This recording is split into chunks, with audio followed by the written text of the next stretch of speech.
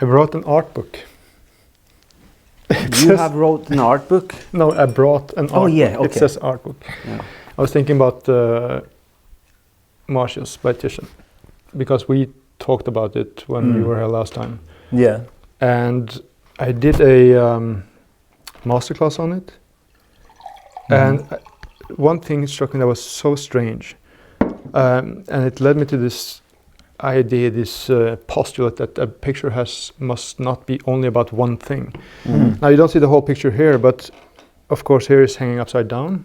But then when you turn him, if you look at the full picture, he appears like a ballet dancer. No, but seriously. Okay. Here, the correct way, he is being butchered. But then when you turn it upside down, you see that he is rising above that as Christ resurrected. Yeah. See? So he's painted two pictures in one.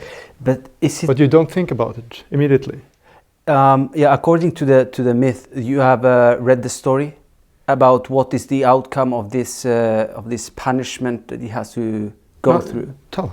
No. I was wondering because I have a version of its metamorphosis, but I have not found it there. So I was wondering if that sad image going down and that thing about that thing that looks a bit like a smile, and then if you turn it around, it's like the most kind of scary and horrifying face of suffering. And then if it might follow the same dynamic of the stories on the metamorphosis of these changing transformations of what appears to be a punishment, then it's a blessing, and when it appears to be a blessing, it becomes a punishment or a condemnation. So it follows this kind of eternal movement, interplaying of opposites which relate to each other, and I don't know. Yeah, because I'm thinking quite a lot about it lately, also because I did the interview with Hjalmar Hagelstam. We talked about Finnish painters, 19th century painters, and typical like, academic painting, right? Yeah. And as we talked about, it's girl reading or a boy sitting, and that's what they do, that one thing. So there's no continuation, there's no change, there's nothing more but one story or one action going on, and it's that action alone. But then when you look at Marsyas, as you say, one thing is that he seems to smile when you look at him the way the picture is supposed to hang. Yeah. And you turn it upside down, and you have the tragedy, but then the opposition of him dancing. Yeah. Like this. And rising lifting up. Yeah. Yes, and leaving the timely matters way below. I mean, it's the same thing as with the resurrection of Christ. But inverted in a way on a tree and the cross kind of. There are comments about that the cross symbolizes the tree also. Oh yeah. I think that for me the thing. I mean, when I approach a painting, it's like I kind of approach it in a very like sort of like formalistic way and get to the surface with the paint handling and then like the forms before I even go into like who the things are and what's the story and what's the idea.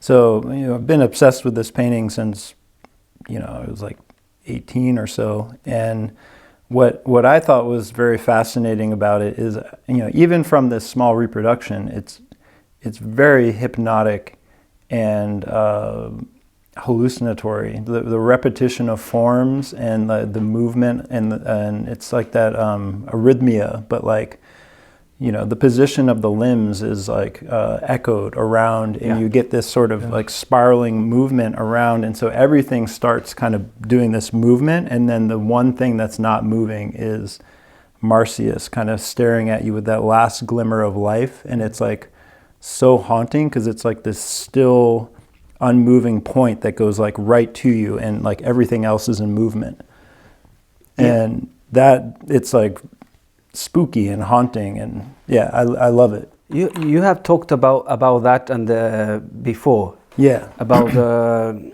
impossibility of finding a proper reproduction of this painting because of its several layers and how it's painted. That it's that kind of movement or that illusion is almost impossible to be captured by the camera, by the machine. I wonder if there is a way to sort of, since there is one object that is that, to be able to, share it over a distance so that people can gain the same effect. I mean, it would require some technology that doesn't exist, but it's really like, this concept that is now kind of popularized in museums, long looking, or, it's called something like that, where, docents are trying to train people visiting museums how to sit for a long time in front of a painting, and like what are the benefits, like what kind of experiences can you have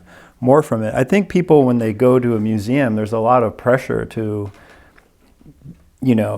have the experience kind of downloaded very quickly. I mean, people who are able to live with paintings and observe them in their periphery and in various states of mind, like really get to experience a painting fully. Whereas like when you're in a museum, you're kind of like, okay, gotta go, let's give me the stuff, like I want the experience. And so it's hard to have like a deep appreciation for the painting unless you really actually give yourself an amount of time to even like be bored in front of it, or to like have your mind wander and then come back to it, and like, and to not have it be the focus of your attention, and to sort of like look back at it in your periphery, have it come back to you. Yeah. And I think that's when the painting really like gives everything that it has to you. When you understand like what's, how it pulls you in, what it speaks softly to you, what is loud about it. It sounds like what Alda's been talking about is the pictures goes from left to right, so to speak, but these masterpieces, you have the movie going inwards. All these pictures on top of each other instead of next to each other. Yeah. And then you get the illusion of movement, that the imitation of life, or imitation of nature, as Aristotle points out, that is not just the external kind of superficial, you could say, anatomy. Depiction of the proportions and the correct anatomy, but also the dynamic and the movement of life, and that illusion of layers that cannot be kept still. And then you can sit there still, but the picture is kind of moving and bringing you information all the time, as nature does. So then these people from the museum are kind of giving an advice for people how to live. Like, you don't go through a landscape or through life just, as a tourist, but you take your time to know and to observe nature, or to know and observe your wife or couple and your friends and so on, so you don't go through this rushing movement through all it. That's what I always come back to, what Cheng Wu was talking about, or that, learning from that conversation, this whole idea of Taoism, because of that similarity between 10th century Chinese Li Cheng and Lars Hartwig 1,000 years later, that if you just go into nature, that eternal image comes. Yeah. If you go enough into it. And then you have this thing about, I think I'll mention that too, this, if you work a long time with the painting, then people will sit a long time in front of it. Yes. But there is, sorry? No, that makes sense to me. Yeah, because it requires a longer looking period. I was kind of thinking like, how would you technically like reproduce the image? Like, how would a camera capture that? Because it's, the eye, the eye is already like receiving like a pretty narrow band of electromagnetic energy, and then the camera is even more specified and in like a shorter time fragment. And so it's giving you only like even a smaller sliver than you could see with your eye. Well, that's funny then, because when they do take this extremely high resolution pictures, the camera is open for like, I don't know how long. And for a great amount of time to be able to perceive it all. Yeah. So it's the same thing, the camera has to act like a interested observer, so to speak, to be able to see it. But there's one thing I'm thinking about also with the Marsyas painting, and I think it goes for a lot of these masterpieces that you stand in front of, that there is some, and I'm trying to understand it because, okay, to phrase it differently, you would think, like logically, you would think that a painting with a lot of movement, physical movement, action going on, would be more engaging. But then we sit, and of course there is movement in Marsyas, but then you have also things like the prodigal son, you have the sick child by Monk, where there's not, they are not baroque in a way. There's not a lot of screaming and gesticulating action or stuff like that.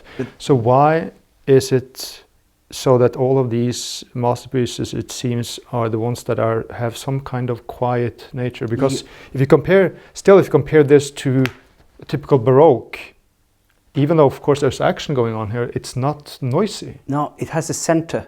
Yeah.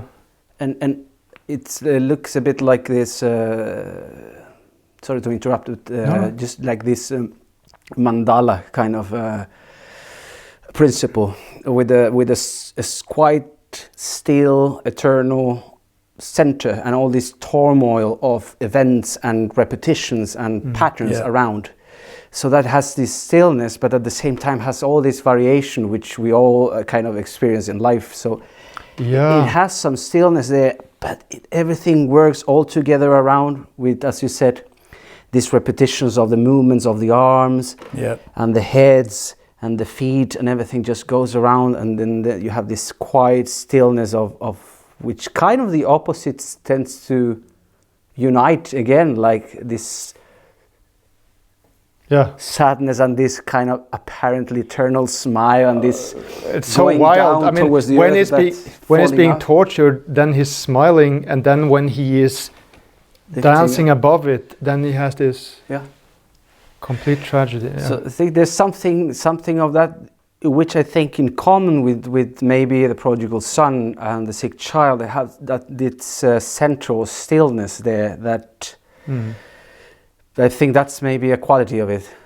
Yeah, because we did compare earlier today in the morning meeting Marsyas with something by Jan Steen, 17th century Dutch genre, and there's things going on all over the place with things moving here and there, people looking there, and there's no focus, and there's a lot of things on the wall in behind them, and there's no direction in it.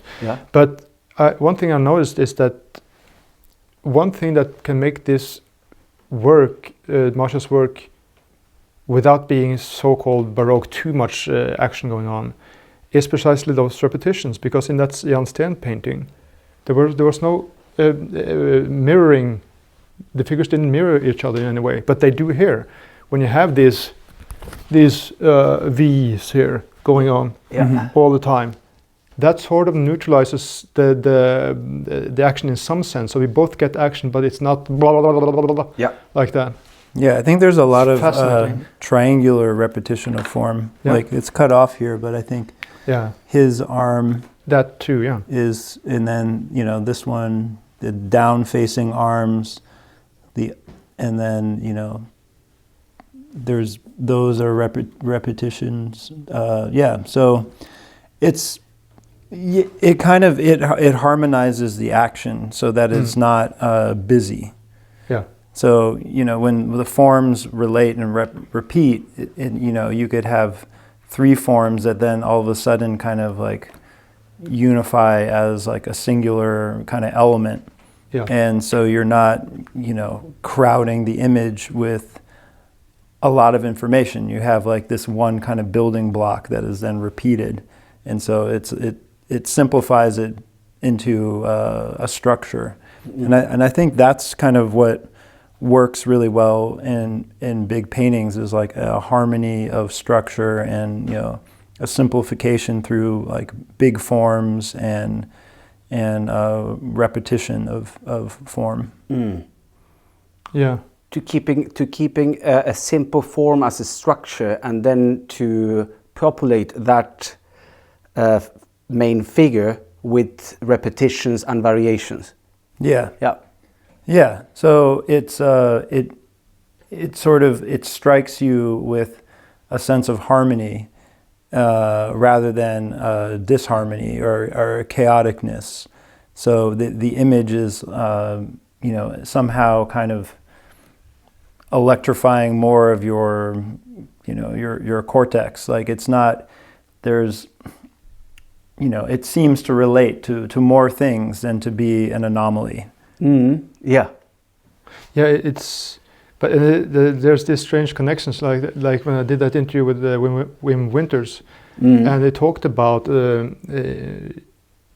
slowing down the tempo of the Beethoven's Fifth, and so it becomes faster in some way because you have time to feel the music affecting you. Yeah. Instead of da da da da da blah blah blah, then you have da da da da.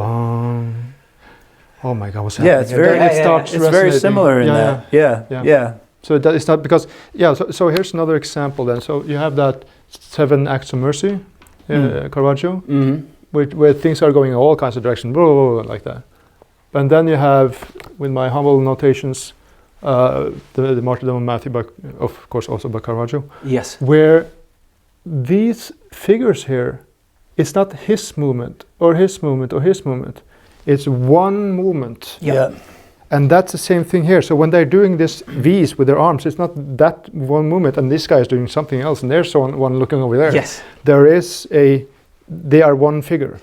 Yeah. That's you group you group what appears to be individual and detached figures, you group them in groups which doesn't become totally apparent on the final result. No. But they are put all together in these groups. So then you are binding these apparently detached objects in several groups and according to a bigger pattern. This is... what's very bizarre about this, to get kind of, I don't know what sort of physics is working this, but creating this sort of phenomena. But when I was doing a lot of paintings of water like a couple of decades ago that were based on photographic images, close-ups of water, what I would often find, because it was based on photo. It wasn't it wasn't photorealist, but what I would find is that certain forms would repeat, like kind of in close proximity to one another, in such a way that I would kind of get lost. I'd be like, wait, am I painting this form or that form? Wait, they're the same. Or wait, are there 2 or are there 3? And it was very strange that it's like and it's not like there would be one kind of form that you would see in each photograph. It would be like one photograph would have a type of form that was then like repeated in several places again. So I think it's a phenomena that like occurs in nature, this sort of almost like mimicry of organization of matter in like near proximity kind of a thing. So there must be some kind of harmony that exists to create that, and it's like as a painter who is composing multiple figures, maybe you intuit that, and then you sort of see how that works well, and that it makes the image have more like strength and impact. Yeah. So that awareness of those repetitions is not necessarily something that human beings feel comfortable and also kind of see in everything they do around, to understand and acknowledge of those patterns make you feel quite easy, or at least more comfortable. But it also happens on nature. Yeah. So then you are identifying these patterns, these repetitions all over the place, and it comes to this natural phenomenon. And one also sees one's own life, or then we go to storytelling or myth, is this bigger order or big sequence of events that could appear isolated from each other, but they work on a constant pattern of transformation and always echoing each other in one way or another. Yeah. And then you find that kind of, that feeling of a sort of a master grand pattern. Yeah. And all these other things going on, they are apparently in chaos, but in a way dancing on the same Yeah, I think that's the comfort Bigger rhythm. of archetypes and like Yeah. acknowledging stories and life experience through that sort of pattern structure.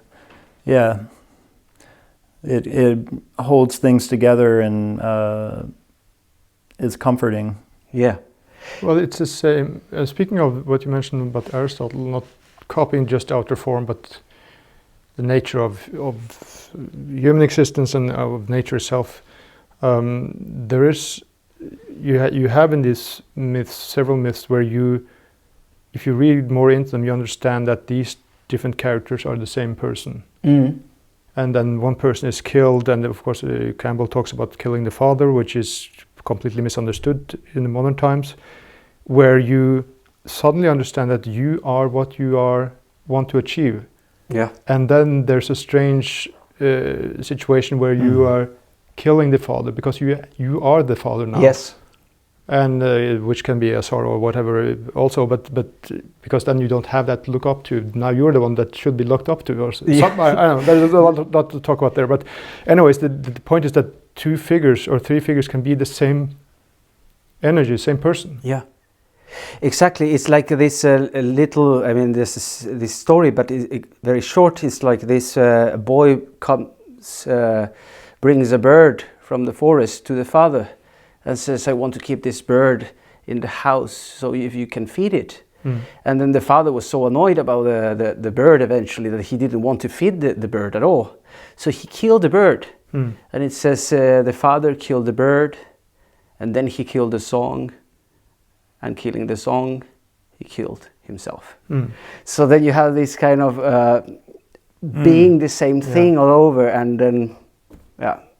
So in that, I think that imitation of nature, it's also longing for imitating those patterns and those rhythms and the way the landscape echoes the figures, and the figures, they echo the landscape. They mirror each other. Yeah.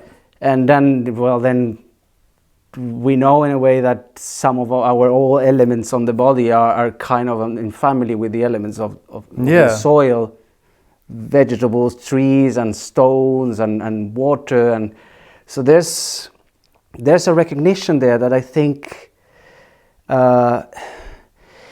it's noticed by people in general, but then we have to practice more the slow observation. Those concepts are good to remind people of, like through your painting. I mean, that's definitely something that I'm interested in, is, reinforcing this idea of our kind of connection to nature, and that we are kind of made of the same things that we're kind of surrounded by, and the the illusion of like selfhood and like our separateness from other things is really just part of our ego machine to like protect our biological organism. But it's, if that's kind of turned off for a moment, then you see the bigger picture of how you're connected with the things around you.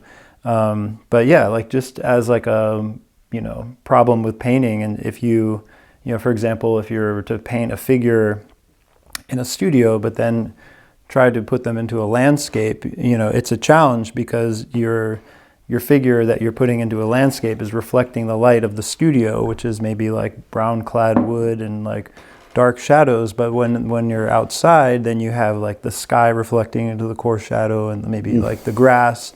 And then it's like those a couple of those early self-portraits of Odds that where you can find the colors in the sky and the kind of the transition parts of the sky directly in his flesh. Like that is what the flesh is painted with.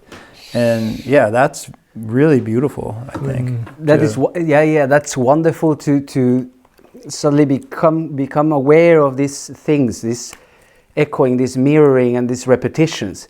And with the painting by Titian, Marsyas, and it's like, even though there's a big pattern, there's also a respect and respect and honoring the individuality of the characters, with apparently different movements and different, but all together in a big whole pattern. Yeah. So you don't lose the individual character of the personality of the characters, but in order with the whole. And that's wonderful when those two things can be in a proper balance. Yes. Something happens. If it's too individual, too detached, you can see it. It's all over the place. There's no connection between figures, no big pattern. If it's just a big pattern, then you lose that kind of like this need to go closer to the painting or closer to something and listen the proper quality of that individual or that instrument on a big symphony. So it has to have that honoring the individual, but at the same time being part of the whole pattern. That's a good analogy with music, and how certain elements need to contribute to a total like kind of direction and flow and sort of form. I was thinking about something because you can see it here in this things about Hertwig. Speaking of what you said of self-portraits, where the color of the sky is repeated in the skin, and here you see in both of these you see that the sky comes down on Earth and the Earth is up in the sky. You can see it even more clearly, I think, in the so-called sketch for the Hayway by Constable. Sky and Earth merge. So that's one thing, but also here you don't really see it, but here's the sun and here's the sun, or one is the moon and one is the sun or whatever. I don't know if that's the first time Odd did it, he painted something in Iceland where you see the sunset and the sunrise in the same painting. So I heard Uda say that the Ivasovsky painting has both the sunset and the sunrise in the same composition. Right. That's wonderful. Yeah. Yeah, but what the hell is that? Can that be? Can that, if one takes it literal, sunset and sunrise, could they meet? What is that? Moon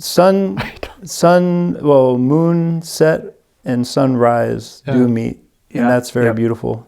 Yes. And so that could also be a thing. I mean, it's a very gorgeous thing to see. I think the first time I saw that was in the mountains in Colorado, and there was a herd of elk below, and I wandered into the herd and was accepted as an elk. So you were hanging around with the elks there? Yeah. I just had this idea. I'd been driving the whole night, and I saw that the sun was coming up, and I just pulled over and woke up my friend, and I was like, let's go climb up that mountain there. And he's like, okay. So we could climb up, and I was like, oh, look at the lights, so beautiful. He's like, what are those animals down there? I was like, I don't know. And I just started going. He's like, where are you going? I'm like, I'm going into the herd. And he's like, hang around with the elks. What? How are you going to do that? I'm like, well, you just have to believe you're an elk. He's like, what? I'm like, just kind of go like, just like if they look at you, just kind of pretend like you have 4 legs and you're eating grass, and don't look at them until they look away again and put their head back down. And then you can step forward. So we did that, and we both got into the herd, and it was like probably a few hundred elk. Yeah, but then... and they're huge. I mean, they're freaky how big they are. And then the male elks are even bigger. But they eventually came. My friend goes, because I didn't have glasses, but I needed them.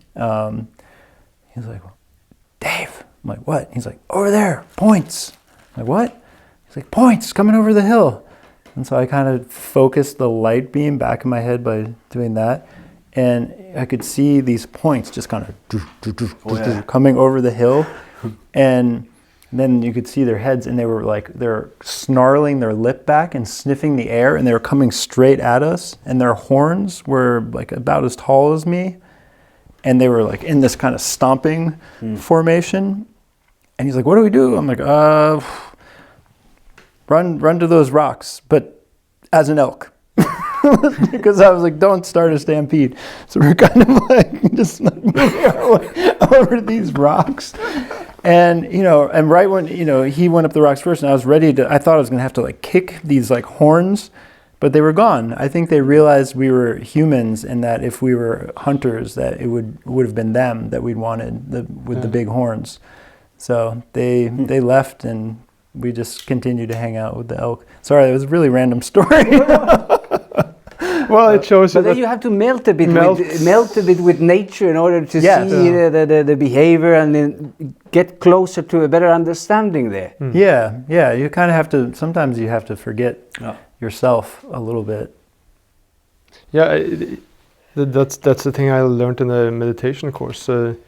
How if you have a certain problem that's bothering you, when you meditate, don't try to solve that problem. You just focus on your breath and acknowledging that, and so your brain can be released to work with it. Yeah.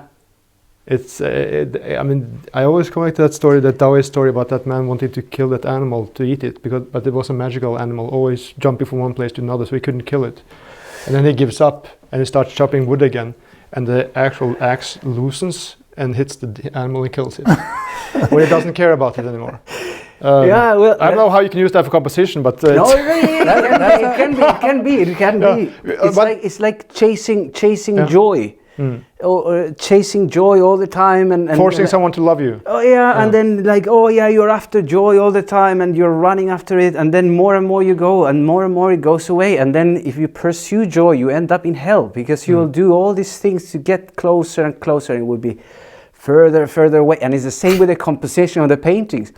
You become obsessed with one little corner there, which is wrong, and you pursue to solve it, and you're missing the point. I use the same thing that with, like, if I can't find something in my house and it's starting to like really get me crazy, like I'm like, where is that thing? You try to melt in with the house? No, I'm just like, okay, well, kind of. I'm just like, okay, well, what? Like, let's do something that's like productive. Like, let's just kind of leave this thing that's bothering me and like focus on like something that's productive otherwise. And then if I do that, I actually find the thing like almost immediately. That's a good the good thing about having a lot of paintings and leaving some paintings like, no, I know I can't solve this now. You just leave it there for 1 month, 2 months or more, and then you turn it around and yes, there it is. That's the problem. And then you are able to do it, but you have to kind of let it go in order to come. Yeah, that's later that empty mind concept. That which more Eastern, which is very much misunderstood. I think the empty mind concept, which doesn't mean that you're not supposed to think or just give in to whims and all these things. But I mean, it's, you see it.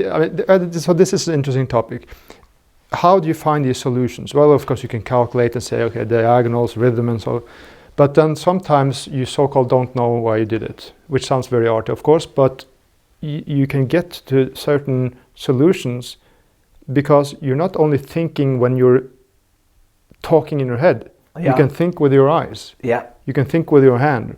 Because you have you have that basis to be able to do what you later cannot necessarily explain, but that doesn't mean you were completely by chance happened upon it. Sometimes that just so-called comes, but that's because you've been doing a lot of work. The solution can kind of be discovered in the periphery. It's like, I don't know. It's also like, in a strange way, it's almost like the wisdom is in the outsider figure too. Like this is another thing of like an echoing of forms. Like it's like you can't stare at the thing. It's the answer's not in the center. It's in the periphery.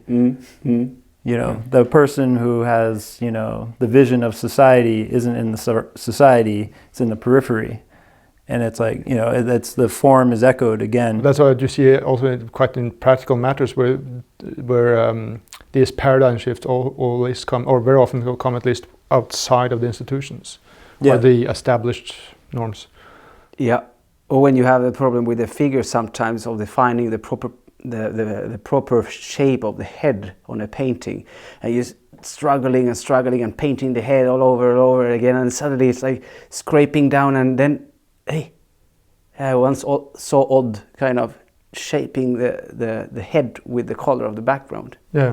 So it's like, So I don't have to insist on the figure, but I can shape it with the what is around not that, it. it's that. And then you get all this very harmonic gray inside with no line, but it's just defined with the color of the background, and it works so well sometimes. So then it's so strange how that works. I mean, as I told you, not on a high level at all, but I trained some jiu-jitsu.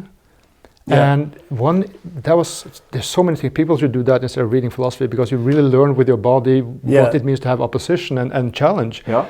And so this, the guy training the club, he was sort of pinning me like this, and I was like, oh my God, I'm being crushed. And it's like, he said to me, I'm putting pressure on you. Yeah, just relax. No? Well, then get out. But in my mind, I was completely pinned. And you can, I mean, obviously transfer that to a lot of other things. Totally. Yeah, I can think of other physical things, activities that carry a philosophy that's useful for other parts of life. Like, for example, I did cross country in high school, and our coach was he had a PhD in philosophy, and he was a history teacher. And he didn't train us very hard. Like all the other schools, were running a long distance all the time and really physically training hard. He kind of just lectured at us about little anecdotes and philosophies, just small little ideas, and that were really useful tools to conquer your mind while running. So one of the ideas, which is still useful today, is this the concept of the threshold grin. So it's, if you're running and all of a sudden you feel pain and you grimace and you're just what happens, it creates a vicious cycle. And you have a physiological response to the grimace. So maybe you were feeling a little bit of pain before, but now your esophagus is shrinking and your muscles are cramping because they're not getting enough oxygen, and you've created that with your grimace. So you can go against it by maintaining. You don't have to be smiling while you're running, because that's exhausting. But if your face is positioned in a way where any split second you could smile. You're just almost there. You could smile. You're middle, but you're favoring the up. Then you don't feel as much pain. You maintain energy in a different way. Yeah, reminds me a bit of this Alan Watts when he says that in school when the boy is there and he's not paying attention, and the teacher says, "Pay attention," and then you do like that, and you put this all together and become all stiff, everything here, and the back becomes stiff, and then you are doing quite the opposite of But you show that you are concentrating. You show. I'm learning. But this is the opposite of really getting what you are trying to get in. So then, there's something. I remember, when I came up the stairs to the studio, I was painting right there. This was when I was a student proper. Working on self-portrait, and then Al just passes me and says, "Oh yeah, take care that the nose is not too short." I was like, "Oh my God." There's a lot of things to just start changing. It's like that little sentence there. I don't know if it relates to what you're saying. I just dropped into my mind. I mean, it's you can find a lot of these solutions yourself if you just get the right question or the right little comment. Right? Yeah. And then to take distance from that thing that is actually bothering you so much, and then be occupied with something else, and then you might find a solution later. And if you're struggling with a landscape or struggling with something, if you take a walk or you maybe to not approach things with you can strive, but don't strain.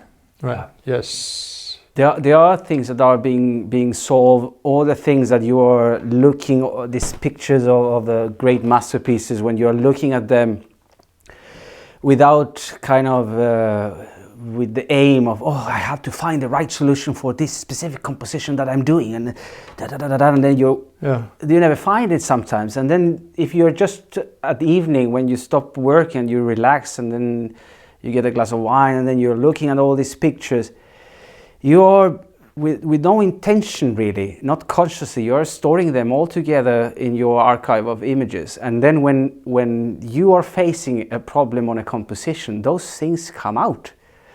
And maybe it's not like you remember exactly how it was, but it's like, oh yeah, this reminds me of that. And then you go to the internet or the book and then you say, that's it. And then you bring it in. So there's a lot of things that you can integrate, not so much consciously or more relaxed way, that will affect your work. So then it's good to read the myths or read the stories or the fairy tales, because those patterns also get into your brain in a way, and what kind of music you listen to, what kind of information you're bringing in. It's an information that is too much attached to the time, or is something that is more timeless. Because if it's too much of a time, it might become an obstacle, become a thing if you're aiming for. This make me think of this thing that we talked about right after I got picked up from the train station, and like how the folks working in the Renaissance really did not have access to nearly as many images and things that we do, and so. And just like in like the, in the Flaying of Marsyas, like, unifying and finding the pattern to kind of like bring multiplicity into like a single unit, to find a pattern. I think when you're faced with a lot of information, you have to sort it out into like, where is the logic system? Like, I mean, that was like, my understanding of like science stuff from high school was that like I wasn't very studious. Like I don't know, I had like ADD or something. I couldn't read because I'd fall asleep within like a couple minutes, and I would fall asleep in class unless I was eating food. But I think and I would fall asleep on my desk, and I don't know, my teachers never got mad at me, maybe because my grades were okay. But I think what would happen in my sleep, I would kind of process things and find like it would kind of settle in as a logic system, where it was like maybe I didn't know all the details of information, but like if I took a test, I had a sense of logic about it, where it was like, well, this makes sense as the answer, this makes sense as the answer, and that seemed to work. And I think with the same thing can happen as a visual artist. You begin to find the logic system across all the pictures, and you develop this like pattern base that you can then like apply, and that's what you build as someone who's a student of painting or sculpture, by doing and looking, and then comparing and finding the pattern between what you've done and what someone else has done and what other people have done together, and just finding this system that you can then strengthen and solidify and then apply to your own work. Yeah, and I think that's where a problem comes up if one then is not clear-minded when it comes to the values that you have. If you want to be a classical painter, but you have these modern values in your head where you can approach Rembrandt but don't embrace him, right? Keep your distance because you have to be new. All these things that can affect that in a negative way, right? For sure. Yeah. So it kind of breaks the connection. Yeah. I was thinking. I mean, if you find a sort of system or some kind of a system that works, it's better to just stay attached to that. That system, and then that speaks to you. I mean, and then from that system you can start integrating more things related to it that will make it work. Yeah, but think about it, because if we're talking about if you're talking about what drives you is love, like Andrew Wyeth said, using the A word, your art goes as far as your love goes. I understand the point, of course, and it's central. And that if you then see, let's say you discover Chardin and you see that's it, it's because he happened to have the same temperament as you have. But in the originality way of thinking, you must then distance yourself But then if you just revert it, speaking of making it opposite, that it's not only one way. Yeah. Richard is you looking at him today. And then should you not learn from yourself in that way? But he has just gone through it in a previous life. Yes. Yeah. And it's like you see this beautiful woman and everything is fine, but no, you must not have a family with her. Because then you're having a nice time and it's good, and that's not... You have there's a familiar language, a familiar set of rules and codes and ways of doing that like denying that for the sake of being original. I think it's just some kind of strange rebellious way of thinking. It's just, if you integrate that thing that is familiar to you, then well, we have talked about that before, that the character of your brushstroke or the character of the way you want to like to compose in this or that way will come out anyway. Yeah.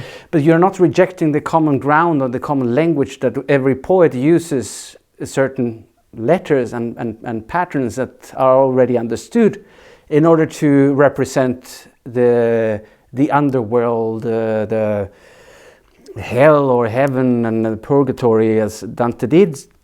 So you're using the same familiar language in order just to let come out the story or the myth that you want to represent. So, and I have a problem with that thing about originality, because the origin of things, what originates things around, I consider that kind of some kind of a unique, eternal force that offers all this multiplicity of things around. So going back to the source, in a way, going back to origin, means to go back to that thing that connects everything, all the other... Fountainhead. Yeah. So when it says, being original, it's just being myself, and using a language that nobody understands, and using a rare way of composing that is kind of a mess because it doesn't relate to anything around. That just isolates the character or the person who does it into a some kind of isolated bubble. Yeah. Which doesn't have anything to do with the world. Doesn't work, as it doesn't work in a painting. Yes. It doesn't work on your life. It doesn't work on a painting. It doesn't work anywhere around. So it's... and it is an interesting thing, because if you talk about origin then as the original, as a neutral first form somehow. Yeah. And then you think about cliché. Yeah. You know what a cliché is? A cliché is a form, and you can fill it and you can make many examples. Yeah. You see? That's where the word comes from? Yeah, it's a cliché. Is it from like a shell? Or I like the English word. Like when you're making a sculpture, you have a cliché, you have a form that you fill. Yeah. Right. Interesting. Yeah. So I didn't know that. Predefined form that just repeats the same type again and again. Yeah.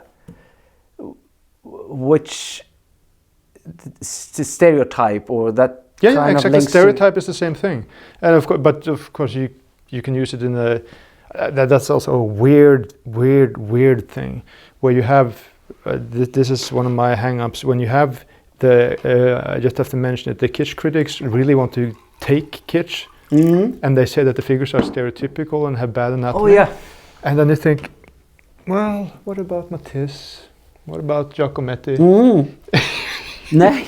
Okay, that's a sidetrack. But because that's art. But then when it comes to kitsch or something more figurative and classical, they are very hard about identifying what's wrong there and what it should not be. But that's also a kind of a duality, if we should be very diplomatic here, that if someone works within the classical style and makes a flaw according to the classical values, then you take that flaw and you make it into a style, then you have art.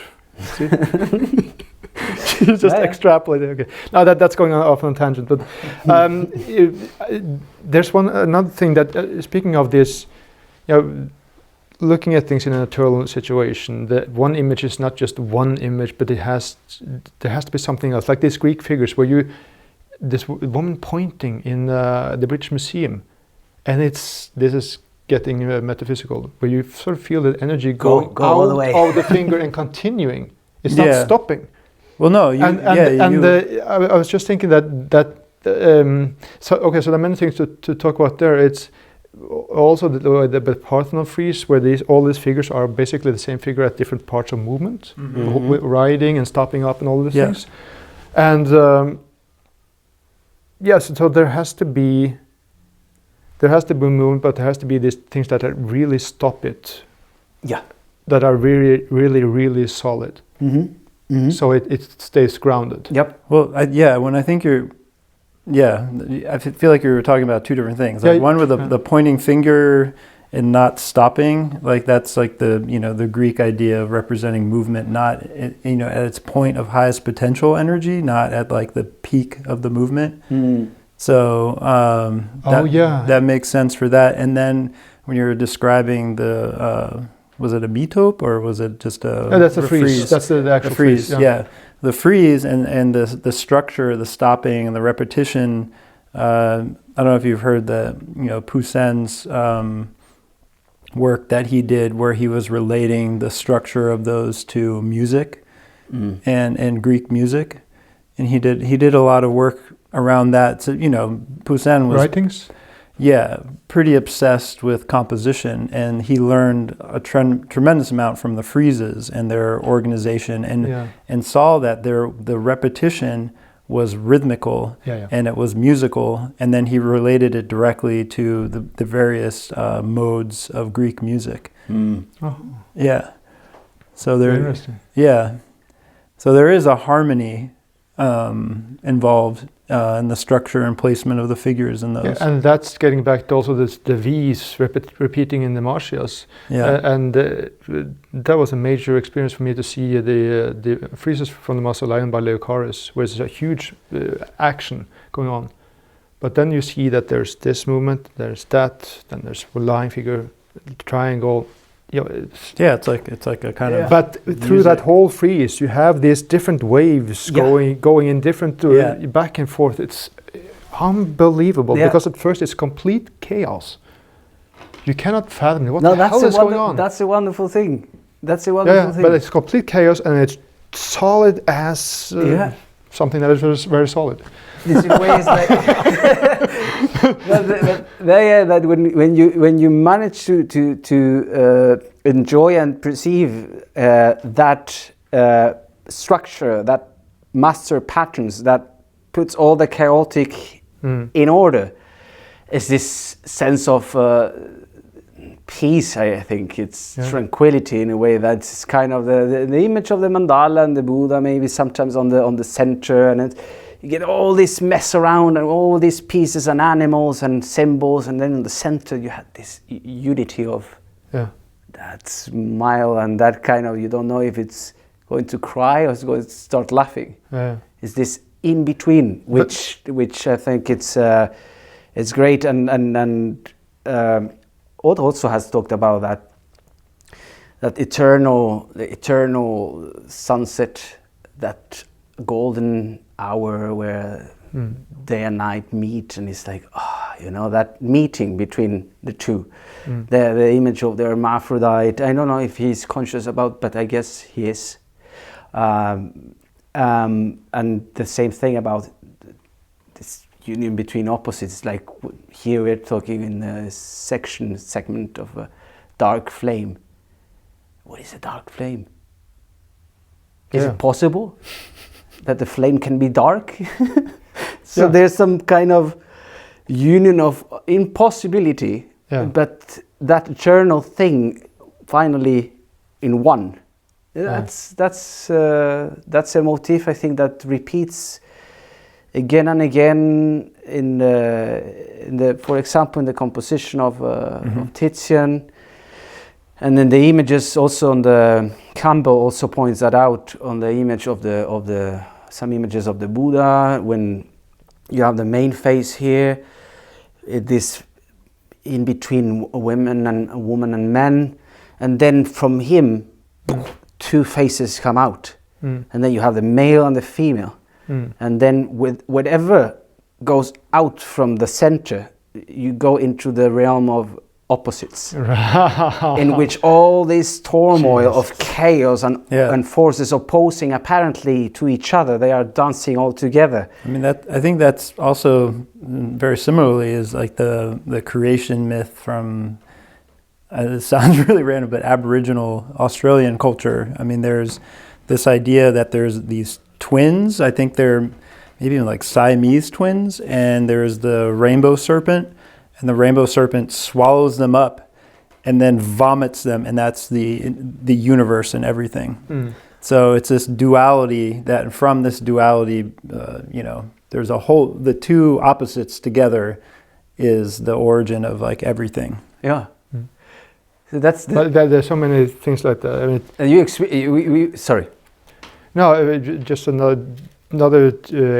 story to build up under that one point. There's this American Indian myth about a lot of them, where these different there's no more land, and they have to have had land to live on, and I guess they're all on top of this tortoise, this turtle. Yeah. And then these different animals try to go down and find some dirt and bring it up, and then one comes up and oh no, he's dead. Next one tries, and then the third one comes up and has some dirt, and then that starts multiplying. I just thought about when you mentioned it that you dive down into the water to find earth, and it's a reoccurring theme all over. Yeah, it's in the Metamorphosis of Ovid. It's the same thing. It's like in the beginning it was chaos, and everything was just melting to each other in disorder. Confrontation and melting, and then suddenly one god came, which he doesn't says which one, but the one that was inclined to put things in a much better way. So this god came in and put the sky up there and the earth down here, and then he separated more and more and more and more, and then he kind of prepare the ground for the first creatures to come in. So you then have this, from this uniform chaos altogether, the separation between opposites, and hot and cold, and day and night, and heaven and earth, and then the human beings, where did they come from? They come from the union of fire and water, this humid, warm vapor, in which he says, we know that water combats or fights against fire, but from the combination of both, and in this environment is which life begins. So it's a communion of all these opposites in which, so the humankind is kind of also has this duality integrated in themselves. So so that's another story. So, but life is from that primordial landscape. Of chaos and pre-form. There is chaos before form. And there's also order. It's like when you go into a composition or a painting, it's like you have this idea that, oh yes, it looks like this, and everything is harmonized all together in your mind. This image, and then you make the sketch, you go to the painting, and then then the hell begins, and then you're out there in the wasteland, putting the mud together, and all these elements that are kind of, they almost sometimes work against each other. The proportions, temperature, warm and cold, light and shadow, hard edges and shapes, and places where you have to solve and dissolve. And then it's like the hero's journey. You go from paradise to this ideal image of your composition, and then you're thrown into the empirical world of opposition and matter, and you have to bring all together, hopefully, to return to that unity at the end. Which if we are fortunate, then you can say, good, there's something here. That happens very seldom. Speaking of which, I mean, I was talking with Jan-Ove, and we were talking about the relationship to paintings, And we had a funny saying like it's not that kind of relationship, or what did we say? But now this time when you were here? Yeah, we were talking about painting and Your relation to your own painting, was that what? Just talk about your relationship with painting. I'm not okay, I won't speak for everyone else, but I think you'll relate. Is that it's like when you're a viewer of a painting, of someone else's painting, unless it's like your good friend and like you have a critique relationship, it's that kind of relationship. Like, but if it's a painting, at a museum, it's very rare that you go up to it and you immediately kind of critically look at it and want to work on it and like take your paint to it. But I was just saying with my own paintings, it's very hard for me to like turn off my relation to it. My relation to it is that I'm like, it's my job to see if there's anything that I can do to this painting, and I have a curiosity, like even if it's like done or like at an exhibition. I mean I know that Odd sometimes goes and works on his paintings as they're being installed in an exhibition, even though they're quote unquote like photographed and put in the catalog and everything. But it's like you have a relationship to the painting that you have to kind of feed it and make it the best it can. And it's hard to turn that off and just kind of see it without having the desire to continue to work on it. Like, it's very rare that I have a painting that I just feel like completely satisfied and there's no motivation or impetus to like begin to work on it again. And I know it's not uncommon. I know one really funny story is that Bonnard would often kind of invite himself to collectors' homes and like hide a palette and brushes like in his coat and excuse himself to the restroom, and the clerk would be like, he's been gone for a while, and then would find him like secretly changing the painting like in a hallway or something. So yeah, I mean it's wonderful to work on a painting, and when you have to, sometimes you just don't want to stop. No. Like it's like you have to. Like, sometimes you want to stop, but it's not finished. But you can't. That's true. Yeah. I mean, yeah. Sometimes paintings like want to be worked on for over a period of many years, and then you have new approaches that end up being layered on top of old approaches. Well, it also gets stuck, so it's certain images you just have to try to sort of support it as well as you can, so it doesn't look that bad but still going in that direction. It's but there's another thing I was thinking about that, and Odd mentioned it, and I've been thinking about it earlier, most likely because I've learned that way of thinking from him, that behind all really successful painting masterpieces, you have like a sign, like a Chinese letter of some sorts. One thing is sort of the basic outline of the composition, but it's also a sign in the sense that it's easy to read, because a sign is easy to read, right? So that's why when you have all these naturalist paintings where things are going all over, you cannot by definition get something that is as strong as the Prodigal Son, where things are focused, and when also the actual lines and figures are quite simple. Yes.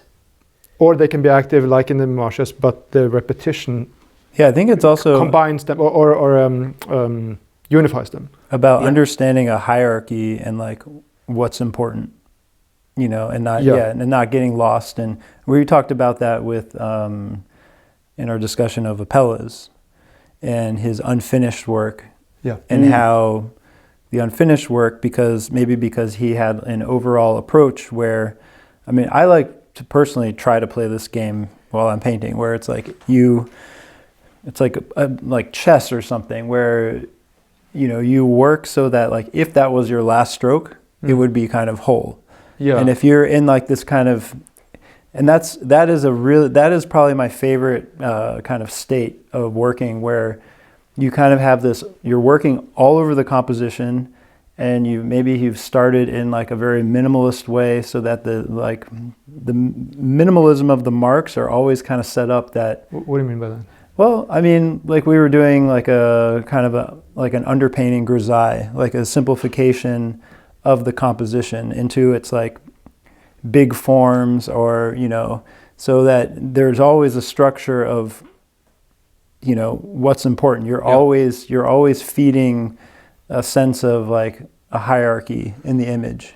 Yeah, and you're improving what can be improved in relation to what is already there, so you don't go there, but you go a little bit better and a little bit better. Yeah. And a little bit. So you're not just like, you know, you're not like obsessing into like the corner of some like insignificance and losing the big picture of the composition. Yeah. Like you always kind of understand, like you have, you know, I don't know, a physical relationship to it where you're treating it as a template of your experience, and you want it to always guide you to the purpose. But then there's also the thing about I talked with Odd about it just yesterday. This thing about what classical culture being cultivated does to you. And if you think about it in the classical way, where virtue is the goal, and educating yourself in the classical way, where it's not about me being this or that gender or skin color, but me trying to become better than I am, something different than I am. Yes. So that you have these parameters, whether it comes to composition or color ideas or focus when it comes to storytelling, that are not your values, your principles, but you can try to attain them and use them to correct your image so that other people can relate to it. Right? Yeah. Well, those are tools and the way, in a way, and how you can achieve a masterpiece, and that way, it's like they will never tell you how exactly to do a masterpiece. But if you take elements of this or that, and then they are all over the place in the system, you should responsibly go out and pick up all this stuff, all these patterns and information that you get in order to integrate them and possibly make a masterpiece. So you have to put yourself at the service of something greater or bigger than you.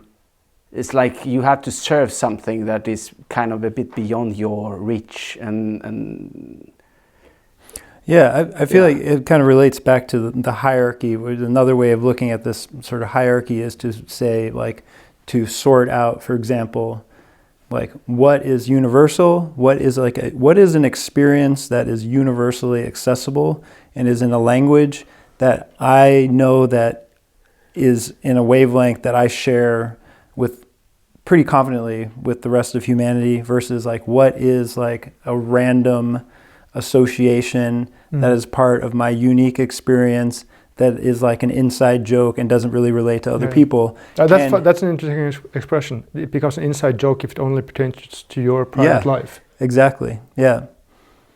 It's a joke. Yeah. Yeah, so, you know, looking at the universal, like having an understanding of like that is what is the, you know, universal appeal of great painting and sculpture. Like why, you know, we don't have a huge disagreement who are the titans of history. Like it's pretty uniformly accepted that, you know, these figures are the great ones. You know, there isn't, I mean, we have a canon of people that are celebrated, and that's because there are aspects of our, you know, neurobiology that has been shaped by our, you know, evolutionary experience as this biological creature on this earth, where we, you know, these things are valued above other things, and that's what gives the kind of underlying structure of something that is great and appealing and satisfying and harmonious. So, you know, it's all kind of collected into how our brains are designed, how our visual system works, what rings true or important or is logical or we can follow or make sense of. Like there, you know, everything that works well kind of feeds into those systems. Yeah, it's kind of the same patterns that goes far thousands of years from now back. Yeah. So then that's, I think, the point that Oz has made about what doesn't change so much, or what the spirit of the time might not be able to change, is also always the human face and the proportions. And that the spirit of the time will not change that? No, yeah. will not. Well, I mean, no matter how much you want to interfere with the external elements of it and how you want to manipulate it, it will constantly come out as the same. And then those archetypes are, repeats on time all together with the human face as well. So it's this will not happen on this time because it happened at that time in this political context, in that cultural environment. So that happened before, it will not happen again. And then you have suddenly a race of totalitarian governments or archetypes, and people are longing for a hero figure who could defend them and free them from all this mess and so on. So you have the same longings for the same things that were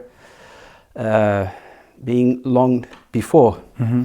So the archetypes and these universal stories that come out are always the same, as we have talked before. The same longings, the same drama, the same love, the same suffering. And it's just that the little things that change from time to time is just get those things through those things and to get to the core and essence of those dramas. And then you get to the universal motif, I think. It's kind of an ironic quote by Knut Hamsun, the author. It just reminded me of what you said there. Once I was like my comrades, they have kept pace with time, I have not. Now I am like nobody else. Just a funny thing. Yeah. But speaking of funny, what do you guys think about this thing of comedy? This is something I also thought about. Oh, the dog's gone here because it's not the whole painting. Oh yeah. You have a little dog under here, licking the blood, and and of course when we're talking about comedy in this context, it's not haha funny slapstick.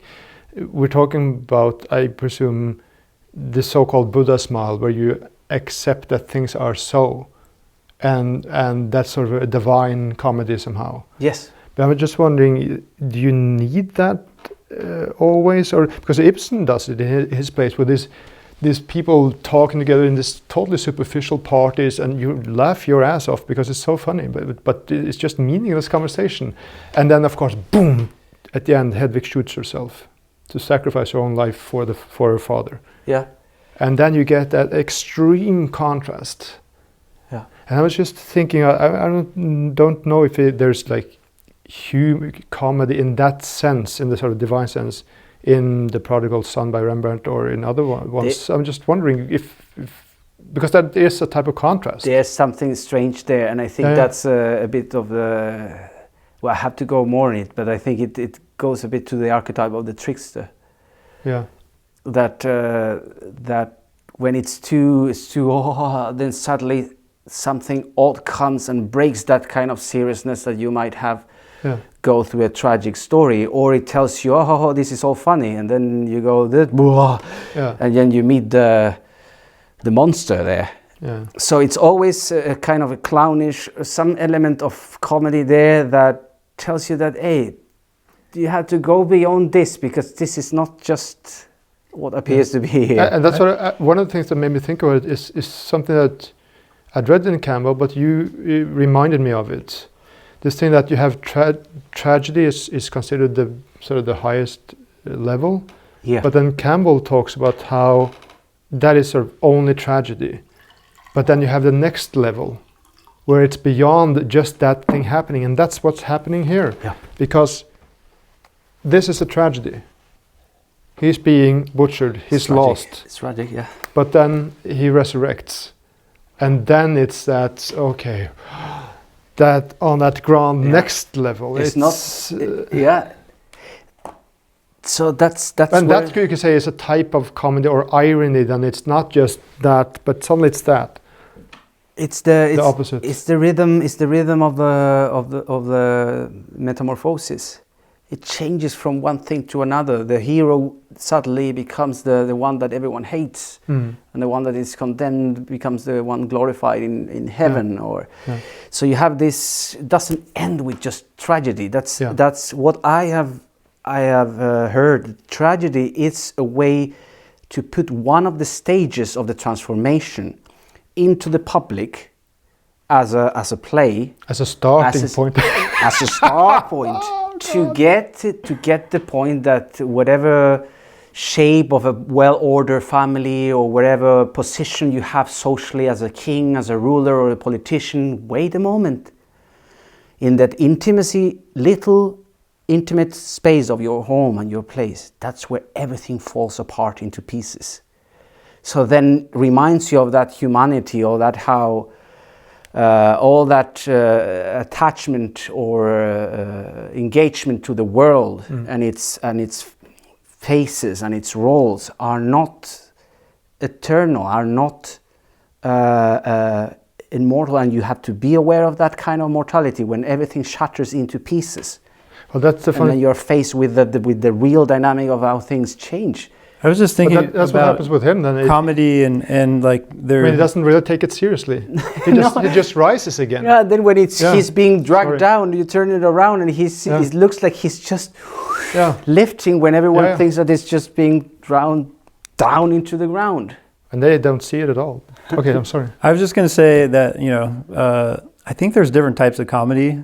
I mean, there's like silly comedy, which is what you usually associate with, but I don't really find silly comedy all that funny. But like the kind of humor that I think hits me the hardest is this concept that a mentor I had in New York would say, and he was very funny. Like I would sometimes fall out of my chair laughing. It wasn't because he was silly, it's because he could find this like kernel. He would say the kernel of humor is truth.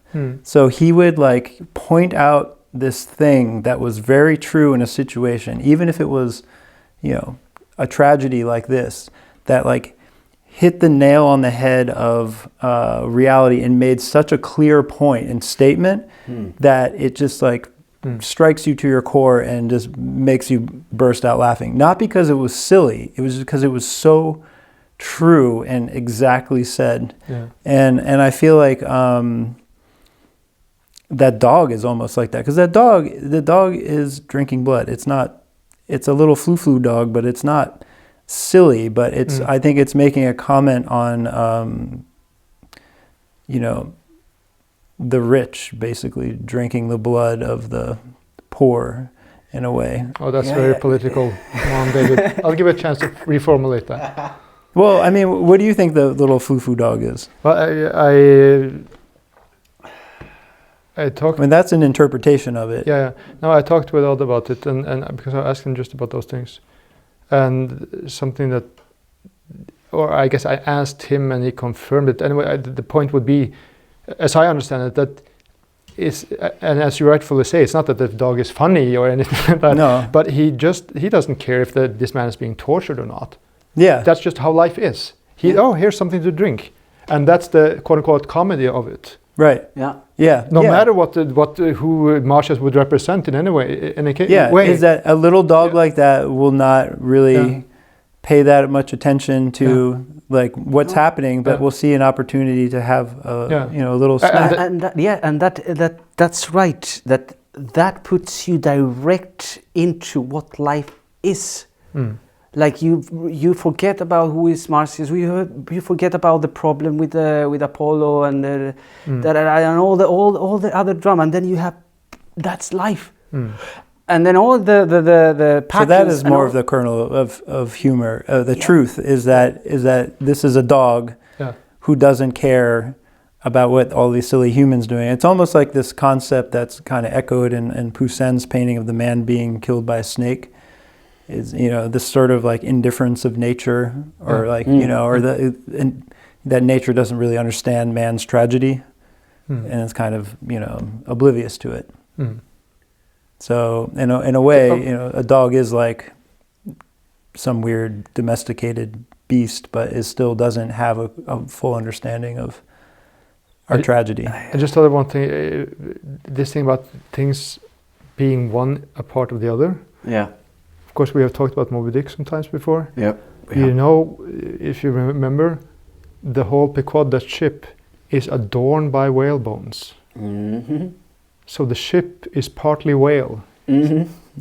Yes. And the end of it, when it goes down, and Ter Stego is attaching that flag with a hammer, and that whatever bird is flying there, and as he is hammering, the wing gets caught, and the last thing that happens is the bird, whole sky with the bird is drawn down into the sea.